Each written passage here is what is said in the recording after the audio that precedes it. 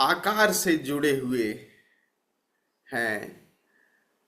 आकार से हम ध्वनियों से परिचित हैं, प्रकाश से परिचित हैं, और प्रेम से परिचित हैं, आनंद से परिचित हैं, इन सब चीजों से परिचित हैं ये देह से। और आकाश का भी यही सब, इसी तल को हम विकसित कर रहे हैं, आकाशीय शून्यता के। क्योंकि हम दोनों एक साथ हैं ना, तो जैसे देह से भी चैतन्य है, देह से भी हम प्रेमल हैं, देह से भी हम श्रवण करते हैं अच्छे गीत, और वही आत्मा के शून्यता के तल पे, क्योंकि वही बाहर देह में भी इंद्रियों के माध्यम से वही प्रकट हो रहा है। तो जब उस शून्य में, उस आत्मा भीतर ये सब, वो वही सारे आयाम हैं, उन्हीं आयाम को और हम लोग विकसित कर रहे हैं, ताकि अपनी मूल से जो ये परिधि पे आ रही है ये बात, क्योंकि परिधि तो हर वक्त एक जैसी नहीं रहेगी, और मूल से वो बात निकल के आ रही है। तो जैसे हमने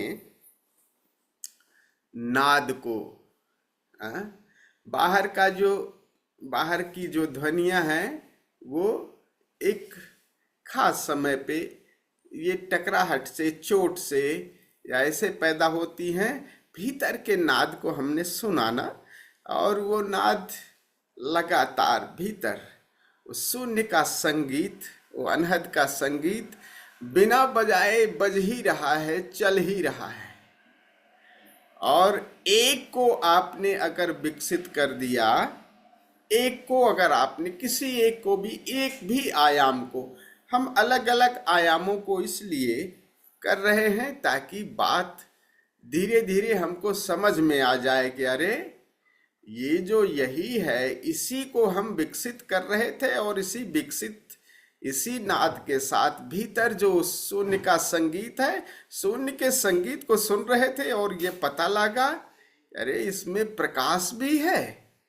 क्योंकि सुन रहे थे, सुनते सुनते जैसे ही हम शून्य में डुबकी मारते हैं और संगीत सुनाई देता है, तो लगता है अरे ये इसमें अभी तो अंधेरा था, प्रकाश भी आने लगा। और वही प्रकाश और वही अंधेरा, वही को जितना और हम करते हैं तो हम और चैतन्य और सजगता आने लगती है। तो देखते हैं कि यही पता लगता है कि अरे ये नाद, ये प्रकाश चैतन्य स्वरूप भी है, और धीरे धीरे ये प्रेमलता भी आने लगती है। क्योंकि जो भीतर का जो विराट प्रेम है, उसी के छींटे हैं परिधि पर हमारे देह में, उसी का थोड़ा थोड़ा छोटा छोटा रूप प्रकट होता है, हम प्रेम करते हैं।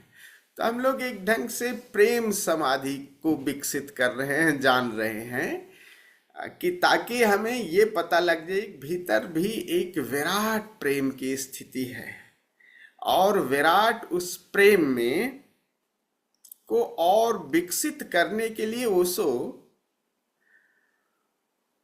बाहर से, इस बात को बाहर से हमें क्या क्या साधने के लिए कह रहे हैं कि ताकि वो भीतर का विराट के प्रेम से और गहराई, उस प्रेम में वो अनकंडीशनल जो लव है उसमें और गहराई आ सके, और गहराई।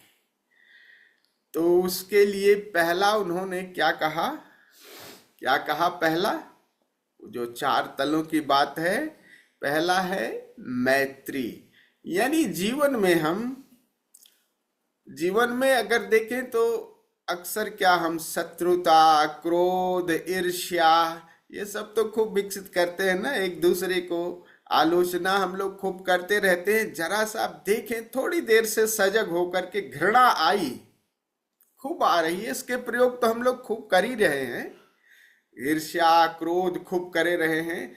जरा सी एक थोड़ी सी आई क्रोध को, थोड़ी देर के लिए जरा सा सजग हो जाए कि अभी हम घृणा, अभी आलोचना, अभी ईर्ष्या की एकाध दो क्षण, एकाध दो अवसर को छोड़ दें, और 1000 मौके आ रहे हैं।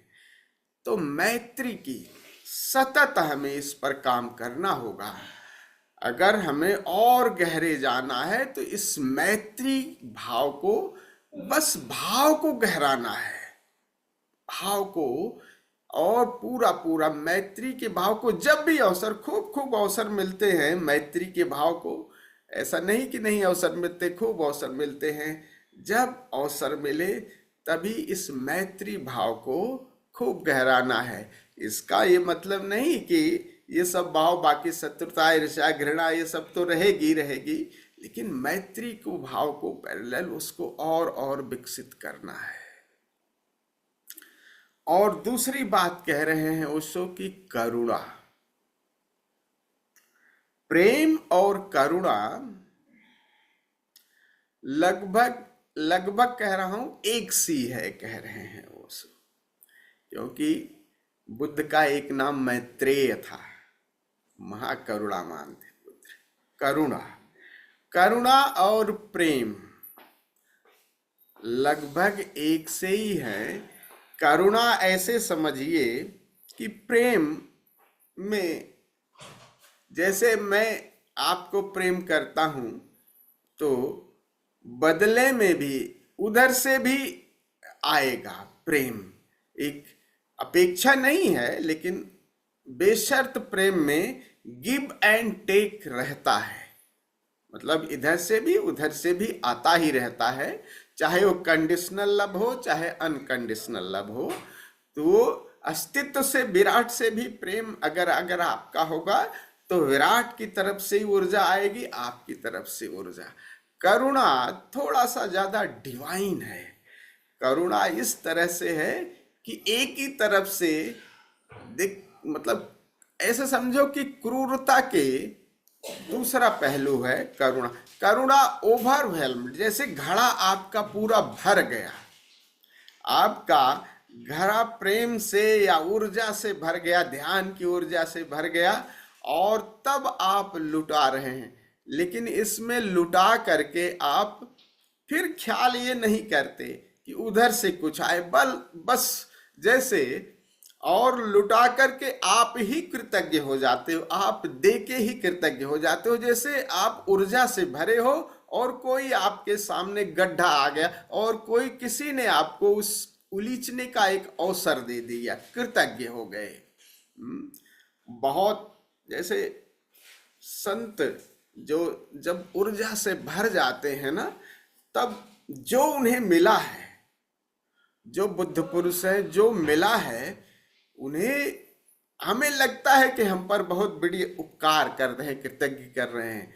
लेकिन अगर उनके देखे तो उनकी एक करुणा यही है कि वो दे करके अहोभाव, धन्यवाद, कृतज्ञ भाव आपका, उन लोगों का करते हैं। क्योंकि अब इतने भरे हैं कि कोई संभालने वाला, जैसे बादल, बादल बिल्कुल पानी से भर जाए तो संभाल लेती है पृथ्वी, बरस जाती है, और पृथ्वी धन्यता से, बादल को कुछ लेना देने, लेकिन धन्यवाद पृथ्वी का, वो बादल भी धन्यवाद मनाता है, कृतज्ञ मनाता है, कृतज्ञ होता है कि इतना मैं भरा था और तुमने उसे ले लिया, पी लिया। और पी के धरती हरियाली भरियाली हो जाती है, माना, और धन्यवाद देती है। लेकिन बादलों को इससे कुछ लेना देना नहीं। करुणा एक ऐसी चीज है। प्रेम में थोड़ा सा आपको पता लगेगा कि उधर से भी इधर से भी बात। करुणा बड़ी डिवाइन बात है। करुणा जब बहुत ज्यादा से आप ध्यान करके उठो, ये अवसर तब मिलता है क्योंकि ग्रेटर है। ध्यान करके उठो, कोई एक बिल्कुल बच्चा है, ऐसा है, कोई वृक्ष है, उसे कुछ पता नहीं, लेकिन आप इतने भरे हो, इतना आनंद बह रहा है कि आप उसके हाथ पे ऐसे फेरते हो, लेकिन बस उसको ये पता नहीं कि वो लेना नहीं चाह रहा, लेकिन फिर भी आप बरस जाते हो, फिर भी आप दे जाते हो। तो करुणा कुछ ऐसी है। और अगली बात है मुदिता। इनको हमें, इन सब को हमें साधना है। ये अवसर जब भी मिले, ये मैत्री को साधना है, लगातार साधना है। नहीं तो ध्यान हम खूब करते रहें तो अगर बाहर शत्रुता साधेंगे, बाहर अगर हम क्रोध और ये सब चीजों को साधते रहेंगे तो गहराई उतनी नहीं आएगी। तो बाहर से मैत्री भाव को साधना है। ये नहीं है जीवन में ऐसे शत्रुता वो सब चीजें रहेंगी ही रहेंगी, क्रोध भी रहेगा, लेकिन इसके पैरेलल हमें मैत्री भाव को बार बार जब भी अवसर मिले तो मैत्री भाव को और साधना है, और करुणा भाव को साधना है। और तीसरी है मुदिता। कभी अपने को खूब देखिएगा, क्योंकि अपने से क्यों हम हर समय जीवन में चिंता, उदासी, तनाव लिए फिर रहे हैं, पता नहीं कौन कौन सी चीजों, पहाड़ों में। तो इसलिए जो भी है, कार्य जो भी है वो कर ही रहे हैं, परिणाम जो भी आएंगे, लेकिन प्रफुल्लता और मुदिता जैसे ही होते हैं वैसे हमारी एनर्जी जैसे फैल सी जाती है। इसको बाहर से भी हमें एक प्रफुल्लता का भाव, एक प्रसन्नता का भाव, एक मुदिता का भाव, इसको साधना है। हर स्थिति में, हर स्थिति में एक बड़ी बहुत प्यारी ओशो अपने विषय में कहानी कहते हैं, कहानी नहीं क्या सही बात है। कहते हैं कि हमारे पिताजी बहुत पहली दफे एक नया मकान बनाए। बहुत कहते हैं पिता हमारे बहुत गरीब थे, बहुत मुश्किल से जैसे तैसे करके एक नया मकान बनाए, और गर्मियों के दिन थे। ये हुआ कि इससे पहले पुराने मकान में रहते थे, जर्जर हो गया था, तो सोचे कि अब नए मकान में सब लोग जाएंगे तो पूरा परिवार जाएगा। और मकान जैसे बन के तैयार हुआ तो कहते हैं कि तेज आंधी और तूफान बारिश आई और मकान भर भरा के गिर गया। और जब गिर गया तो बड़ी मेहनत से मकान बना हुआ था, सब बड़े दुखी हुए। तो उसको कहते हैं कि मैं भी बहुत दुखी हुआ। मैं पिताजी के सामने गया और कहा कि ये तो बड़ा वो हुआ, हम लोग 3-4 दिन में जाने वाले थे, बड़ा हम लोग बहुत खुश थे, प्रसन्न थे, सभी लोग बहुत खुश थे कि अब हम नए मकान में जाएंगे, लेकिन उससे पहले वो गिर गया। और सब लोग बहुत ज्यादा दुखी थे, उदास थे कि ये तो बड़ा गड़बड़ हो गया। और कहते हैं कि मेरे पिता ने तालियां पीटी और पूरे गांव में मिठाई बांटी, पूरे गांव में मिठाई बांटी, और कहा कि हाँ मेरे बच्चे बच गए। अगर ये हम 4-5 दिन बाद जाते, अरे धन्यवाद, शुक्रिया परमात्मा का कि परमात्मा तुमने ये दृष्टि हमें प्रसन्नता, एक प्रफुल्ला, उदास दुखी देखने का ढंग अगर थोड़ा सा बदल जाए तो हम प्रफुल्लता को और खुशी को अपने पास ले सकते हैं। अगर दृष्टि अगर ये रहेगी जो नहीं मिला, जो नहीं हुआ, गलत लोग, इन सब पे तो उदास, चिंता, दुखी, नकारात्मकता पे अगर ध्यान रहेगा तो हम उदासी, चिंता, दुखी यही रहेंगे। थोड़ा सा इस पर भी हमें काम करना है। और चौथा है कृतज्ञता का भाव, अहोभाव कि कुछ ये देह मिली है, ये अवसर मिला है, ये सब जो मिला है उसके प्रति अहोभाव, धन्यवाद। गुरु मिले, संग मिला, हम लोग साथ चल रहे हैं, सब कहाँ कहाँ किस किस दुनिया में ऐसे विचार मिले कि हम लोग इस पर काम कर रहे हैं और जीवन के सही अर्थ को जानने की दिशा में। तो जो जो कुछ मिला उसके प्रति अहोभाव, धन्यवाद। ये अहोभाव, इन चारों को हमें विकसित करना है। इनको विकसित करके ही ज्यादा और गहराई आएगी हमारे जो भीतर, उस शून्यता में, उस समाधि की गहराई और आएगी। तो बाहर हम इन तत्वों को साधेंगे, मैत्री भाव को साधेंगे, करुणा और प्रसन्नता। मैत्री थोड़ा सा प्रेम पूर्ण हो जाना है, और प्रेम पूर्ण हो जाना है, इनको साधना है। लेकिन पैरेलल सब चीजें चलती रहेंगी, ऐसा नहीं है कि आकार पे जो है वो शत्रुता, ईर्ष्या, क्रोध ये सब चलता रहेगा। लेकिन जब भी अवसर मिले मैत्री का, उसकी पैरेलल वो भी विकसित करता है ताकि प्रेम और करुणा का भाव। जब भी आप बहुत ज्यादा भर जाओ तो एक दृष्टि ऐसी रखो कि एक मंगल भाव रखो बस। और प्रसन्नता, उदास हो दुखी हो एक थोड़ा सा एक झटका दो और प्रसन्न हो जाओ कि इतना मिला हुआ है, सब कुछ मिला हुआ है, थोड़ा सा हंस लो यार, ठाके लगा के प्रसन्न हो जाओ, बहुत ज्यादा गंभीर ना रहो। ऐसे कुछ लोगों के ऐसे होते हैं ना, वो गंभीरता हो जाती है। लेकिन अवसर जब मिले, जहाँ बहुत मजबूरी है, अब घर में भी आए तब भी गंभीर रहे, ठीक है पैसे में है तो अलग बात है कि वहाँ एक ड्रामा करना है, लेकिन जैसे ही पैसे से बाहर आओ तो एक बड़ा प्यारा एक फकीर हुआ, और एक गांव में रहता था वो, और उसका काम ही यही था। बस वो चला जाता था गांव में, और कुछ ऐसे जोर से ठहाके लगाता था, बे मतलब वैसे ही ठहाके लगता था, तो उसकी जो हंसी की जो ऑरा है, ऊर्जा है हंसी की, वो सब तरफ फैल जाती थी।